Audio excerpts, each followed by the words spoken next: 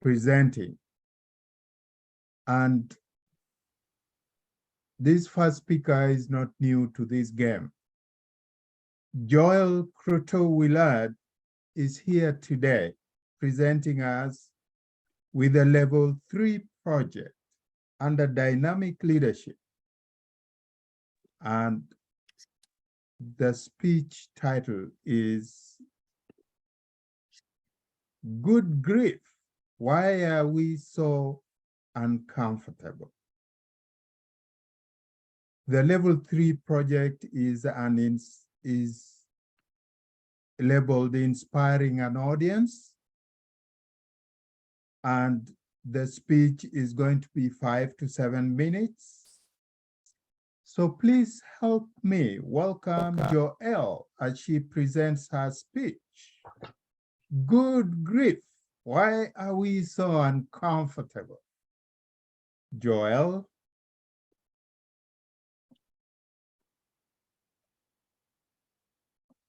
What I know to be true today is drastically different than what I believed to be true 3 months ago.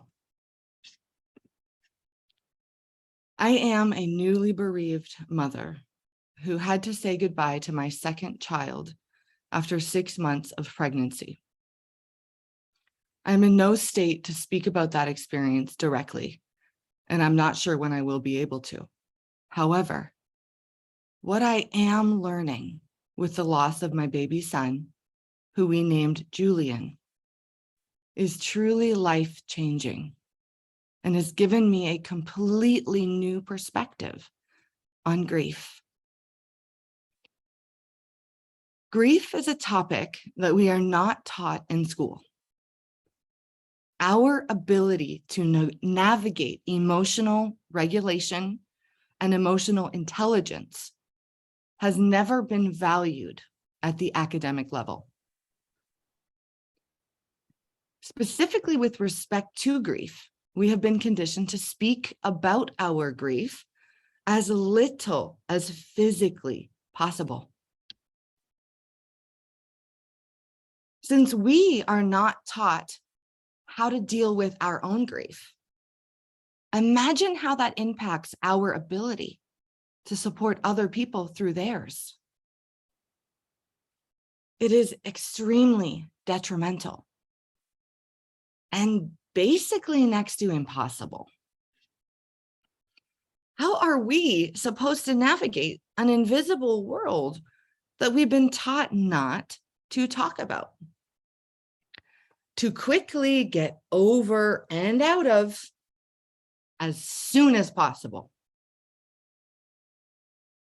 Grief might as well be a 4-letter word, as it is seen as bad, awkward, and not welcome. Back to normal is highly encouraged, or at least pretend normal. As long as other people are comforted by thinking that we are feeling better. But what about when we are not? We have become over time a grief-phobic society, ironically wrought with unhealed intergenerational grief. And yet we wonder why North America as a society, we are so sick and so medicated.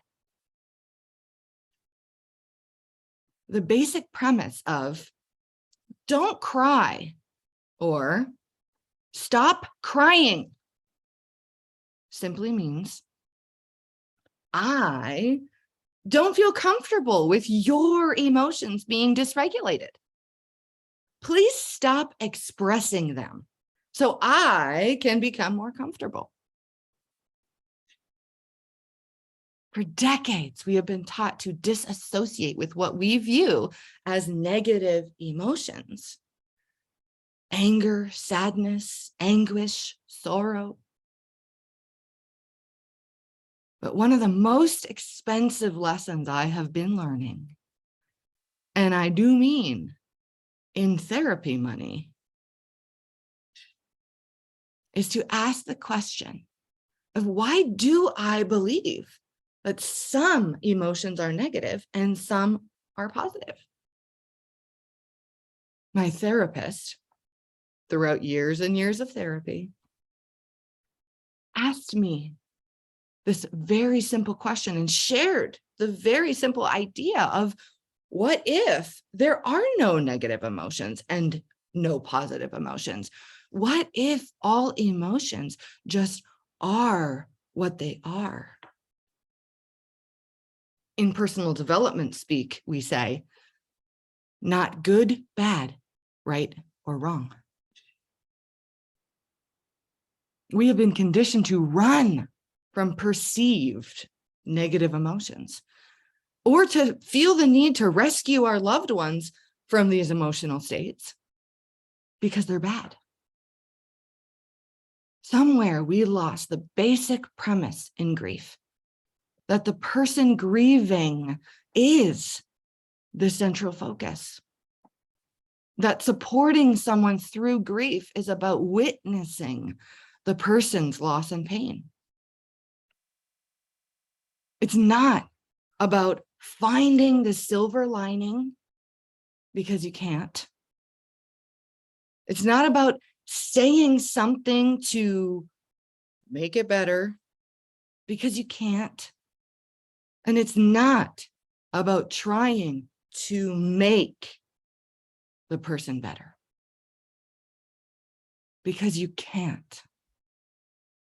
Witnessing is about being with them exactly as they are, with no agenda of our own. On my journey within the grief world so far, I have set an intention to continue with a series on grief. And I will leave you with the question that I have for us today, that I hope will inspire some reflection. Good grief. Why are we so uncomfortable with grief? Back to you, Toastmaster Joseph.